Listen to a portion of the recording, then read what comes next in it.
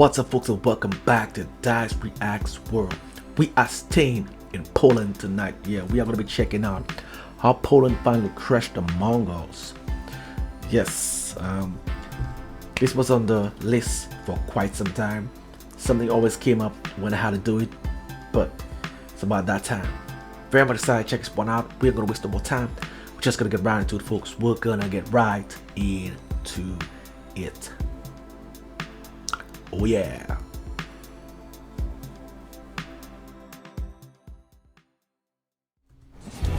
"1287, the Mongolian Golden Horde launches a major campaign against the Kingdom of Poland.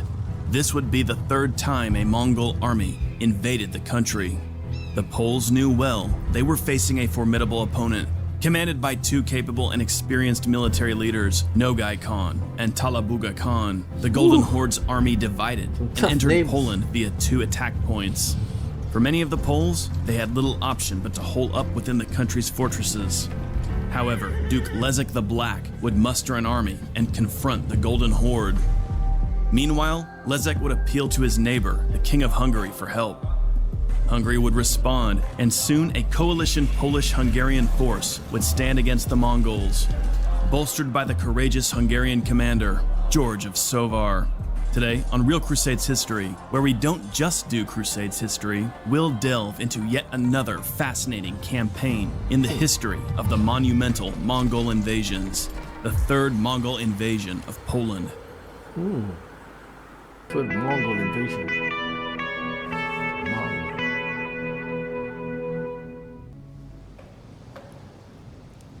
1287. In 1287, Talabuka, a descendant of Genghis Khan, became Khan of the Mongolian Golden Horde, one of the successor states to emerge after the breakup of the original Mongol Empire. Talabuka was essentially the rightful heir to the throne, representing the senior branch of the line of his great-grandfather, Batu Khan. Talabuka ruled alongside his kinsman, the General Nogai Khan, who during his life acted as something of a kingmaker in the Golden Horde. Recently, in 1285, Nogai and Talabuka had led the second Mongol invasion of Hungary, which had resulted in defeat for the Golden Horde. However, the two decided to once again attack Europe, this time targeting the Kingdom of Poland, according to James Chambers, to prevent the Poles from supporting the Hungarian barons. In November of 1287, Nogai ordered his Ruthenian vassals to prepare their armies for an expedition into Poland, while he and Talabuka assembled their cavalries. As a result, Nogai and Talabuka marched out at the head of a large invasion force, numbering around 30,000, composed of Mongol and Turkic cavalry, as well as some Ruthenian auxiliaries. Nogai himself devised the plan of attack. As in their previous invasion of Poland in 1259, the Golden Horde host was divided into two armies. One cavalry force, numbering around 20,000, including some Ruthenian troops, was led by Talabuga Khan and would drive towards Sandomierz in the north of Poland. Simultaneously, Nogai Khan would lead 10,000 cavalry, composed entirely of Mongols and Turks, toward Krakow. This two-pronged raid was to be conducted at lightning speed to prevent the Poles from mounting an effective defense. After plundering their respective targets and conquering Sandomierz, the two armies were to reunite north of Krakow. From here, they would loot Kielce, Jędrzejów, Mieków, and finally Krakow. Once Poland was thoroughly ravaged, the combined Mongol host would withdraw back into the territory of the Golden Horde. The Mongols did achieve surprise. The first Polish prince to march against the Mongols was Leszek II the Black, High Duke of Poland, described as King of Poland by historian William Urban. At the time, the Polish monarchy was experiencing a period of fragmentation, but according to Urban, Leszek had restored the kingdom and himself become king. Leszek was a gifted ruler and military commander. He defeated the Rus in battle, and in 1282 crushed the Sudewian Prussians during the Northern Crusades. Joined by Hungarian and Cuman allies, he'd captured Krakow in 1285. Now, During the third Mongol invasion, he managed to assemble an army numbering as many as 15,000 men, though ultimately historians are unsure as to the size of this host. Despite his success as a warrior, Leszek's married life proved less fruitful. His wife, Gryfina of Halych, never conceived a child. In 1271, she fled to Krakow and openly accused Leszek of impotence, claiming that her marriage had never been consummated. This caused great scandal, but in 1275, with the intervention of other members of the Polish nobility, the couple were reconciled. Leszek sought treatment from the famous physician Mikołaj of Krakow. The physician's cure included eating frogs and snakes. However, Leszek and Gryfina never had children, which, according to the annals of Poland, caused a great abomination for the country. Ooh. Like the Hungarians, the Poles had improved many of the fortifications in their kingdom by the 1280s. Krakow now had a strongly built stone citadel and its own defensive catapults. Conversely, during the first two Mongol invasions of Poland, Krakow's walls had been made of wood. On December 7, 1287, Talabuka's army broke camp at Volodymyr. We're gonna take a pause here. Man, I'm just saying, man, the Poles have been through so many wars. Like, it's just insane. I mean, I would never believe that Poland have been through such, hardship when it comes to, those battles. Like, it was just not a country that was on my radar. And I'm just saying, like, why,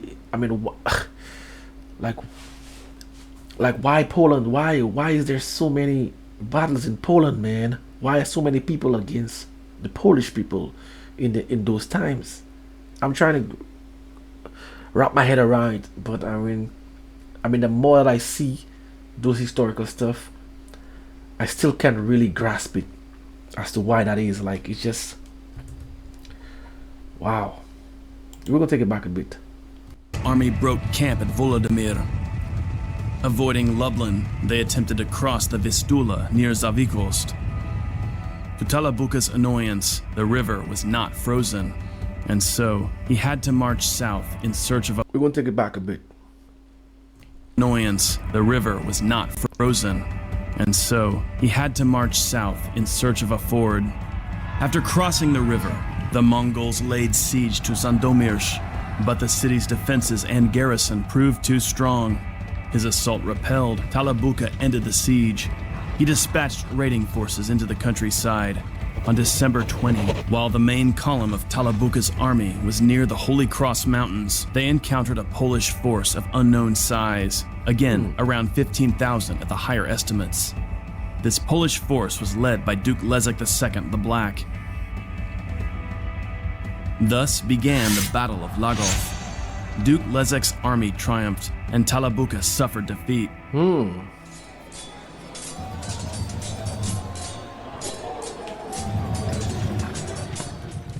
After reaching the district of Kielce, Talabuka began a retreat.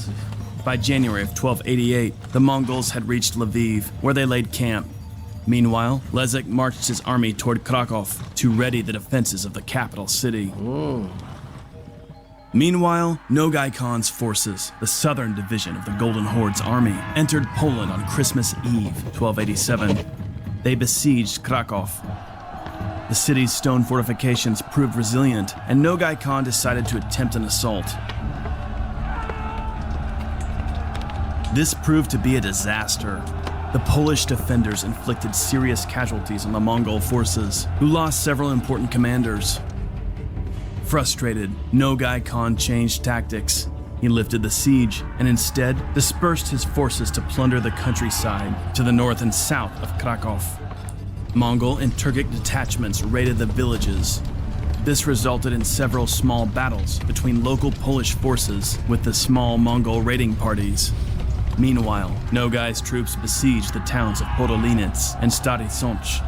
After the siege of Krakow was lifted, Duke Leszek took his wife and a band of his knights and rode for Hungary to seek help from King Ladislaus IV.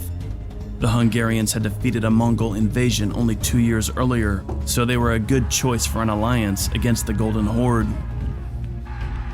The Mongols devastated Ponolinich and skirmished with local Polish forces.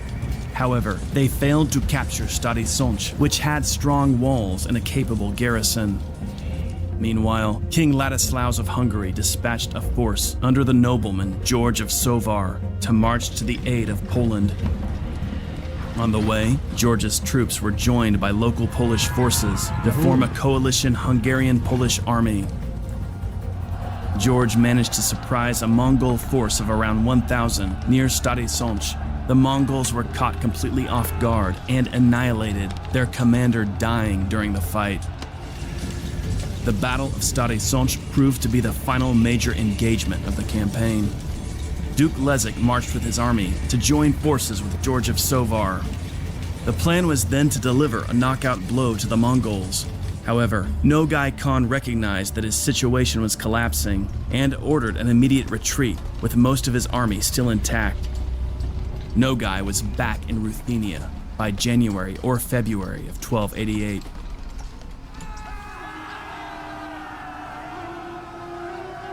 The third Mongol invasion of Poland was very different from the previous two invasions, but quite similar to the 1285-86 fiasco in Hungary.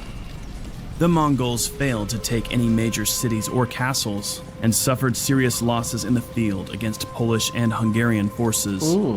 As in Hungary, Poland's improved fortifications proved effective. Historian James Chambers states that, for the most part, the only towns or castles that were sacked were those that were tricked into opening their gates after being promised an amnesty by the Ruthenian auxiliaries. Also, rivalry between Nogai and Talabuka hindered their cooperation. Conversely, cooperation between the Polish and Hungarian forces allowed them to deliver an effective counterblow, which convinced Nogai to retreat. Although the invasion was a failure, it did inflict considerable damage to Poland, and the Mongols might well have achieved their goals had Nogai and Talabuka cooperated more effectively. It was a close-run victory, but undeniably a great victory for Poland and Hungary. In February of 1288, Duke Lezik expressed his gratitude to George of Sovar by granting him a villa in Poland. Meanwhile, within a few years, Nogai and Talabuka would be engaged in civil war with one another, which, in retrospect, further helps explain the poor execution of the third Mongol invasion of Poland. Thanks for watching. Now, check out our video. Yes, man. It's just so sad to see so many atrocities, you know, so many things that the Polish people have to go through. They are a resilient nation. And I'm watching this and I'm just wondering, what's the distance from the Mongolian Golden Horde to Poland, to Krakow? Like, what was the distance there? And I mean, I'm just thinking about the long distance that they had to, just for the battle to take place. And I mean, how were they able to sustain themselves? I mean, like through eating that long distance to go to battle. I mean, how can you sustain such a large army like that to go to fight war? It just doesn't seem normal. It doesn't seem physically possible to travel those distances, especially for that time period, and still have the strength to go to battle. It's just amazing that, wow, it's just something that just, you know, that clicked my mind, because I'm looking at the distances showing on the map there, but I don't have an idea as to how far apart they are. So you guys gotta hit me up in the comments, you know, and it showed that they're on horses. So what distance it would, like, how long you would think it would take to reach there, to Krakow? Yes. And man, when I think I've done basically all the wars and the battles that Poland have gone through, I come across another one, and I'm more shocked than the previous one that I did. And I gotta do more research about the Mongols. I don't have any idea. This is the first time I'm hearing the name Mongols. Yeah, at first I thought it was a meaning of something else, but it's an actual place, and gotta do some more research on that. You guys can hit me up in the comments and give me some more information about that. If you want to see that long drawn outro that I do, hit me on Dyce Reacts where I do music reactions. This way I'm gonna be making my exit, so until next time, peace out.